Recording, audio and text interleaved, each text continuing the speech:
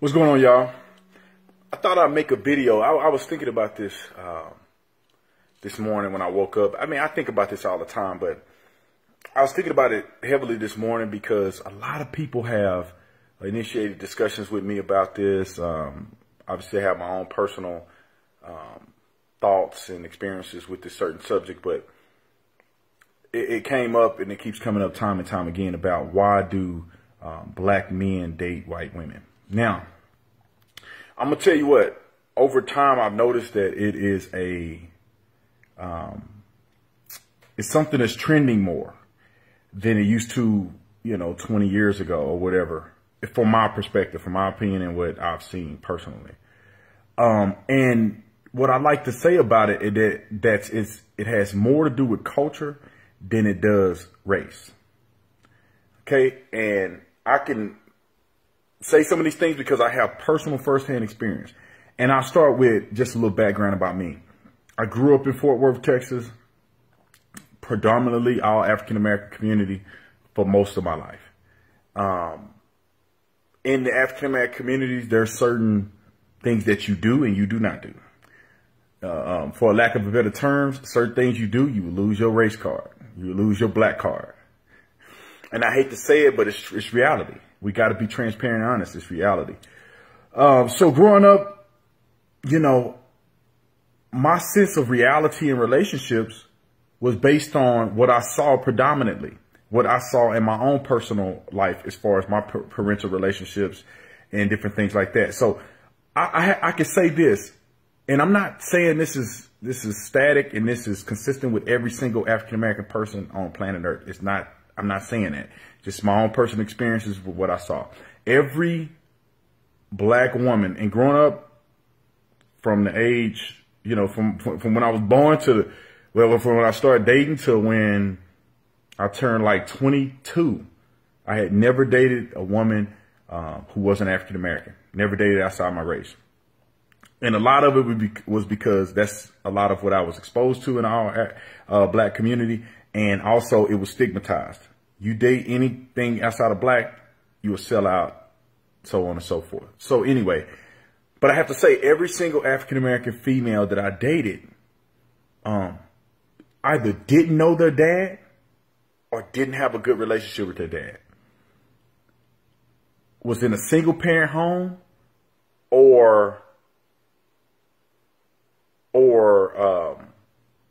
was in a remarried situation where either dad didn't know dad or dad wasn't involved, or he was, like a secondary parent.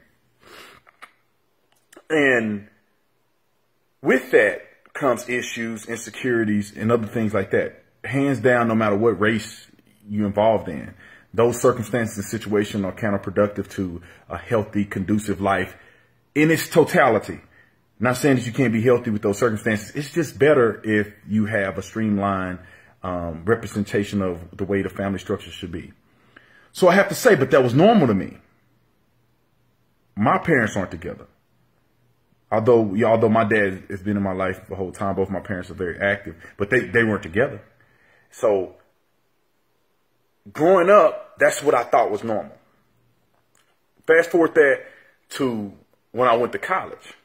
Now, going to college opened my eyes to a lot of things because, to be quite honest, when you look at the demographic of most major universities, you're going to see that there is an overwhelming number of white people in comparison to where I grew up at, where you never saw white people unless they were a teacher at your school or they the police.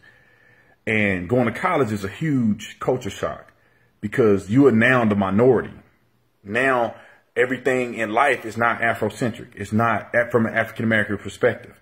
And you have to now figure out how that applies to your life. So long story short, I got to college and a lot of myths start being unveiled because growing up, you don't date white women.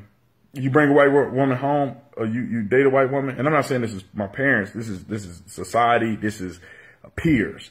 You date a white woman, you'll sell out, you get clowned, they talk bad about you, every name in the book. You want to be white, whatever the case may be. So and that white women didn't have good bodies.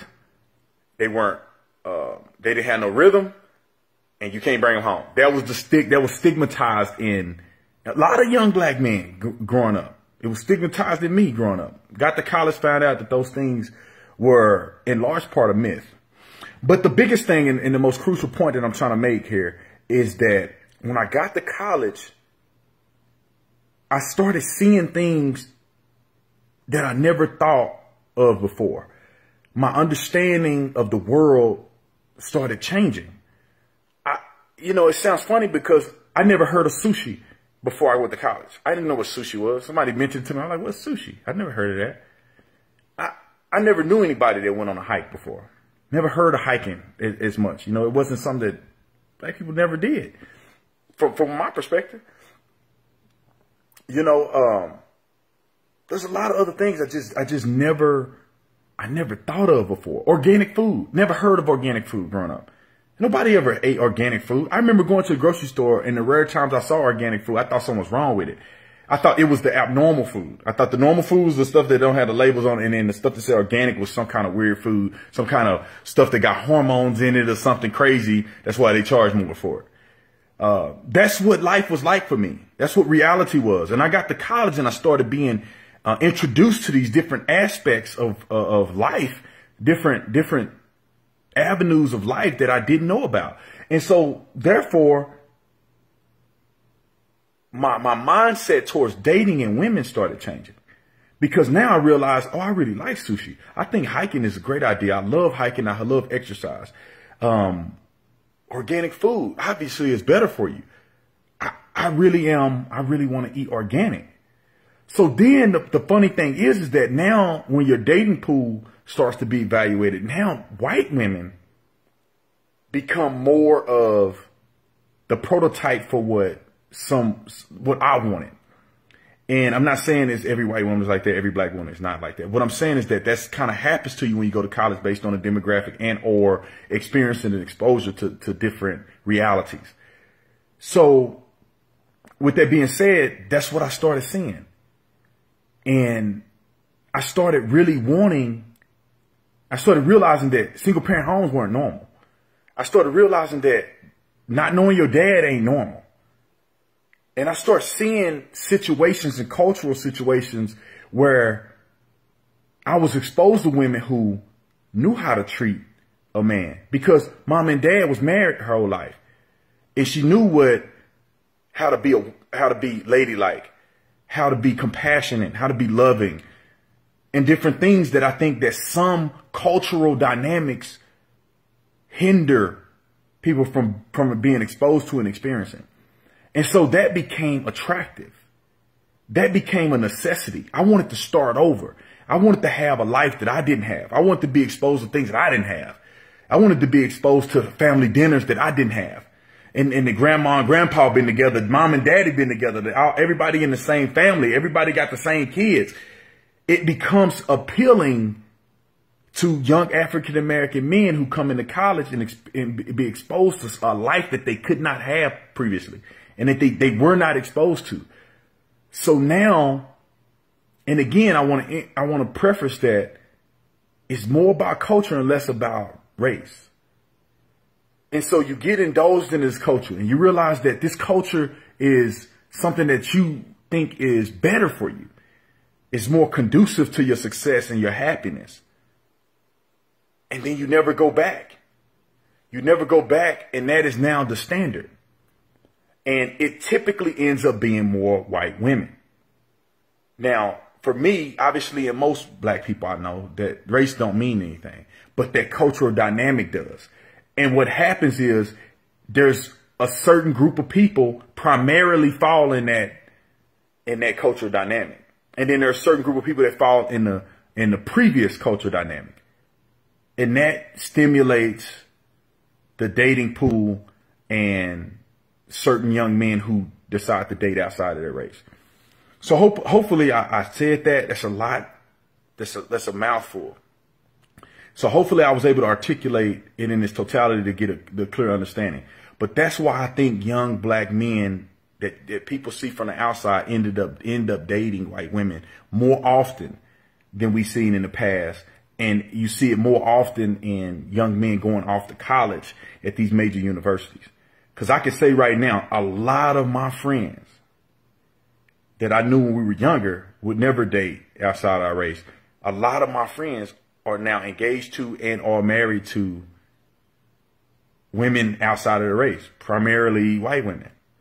So not to try to make this a racial thing, but I just wanted to kind of open up some people's understanding to the dynamic and give a perspective from my perspective. So if you fast forward and you're catching at the end, pretty much the bottom line is what I'm saying is that a lot of black men date white women because of cultural dynamics. A lot of it has to do with the structure, the family structure, and other opportunities and exposures that young men begin to see at a later age once they get exposed through college or other professional experiences. So thank you guys for watching this video. I know it's long, but I had a lot to talk about. Hopefully you watched the whole thing. If not, skip through it. You'll catch some bits and pieces. Appreciate y'all watching. Again, this is Brandon Tatum, and I'll see y'all next time.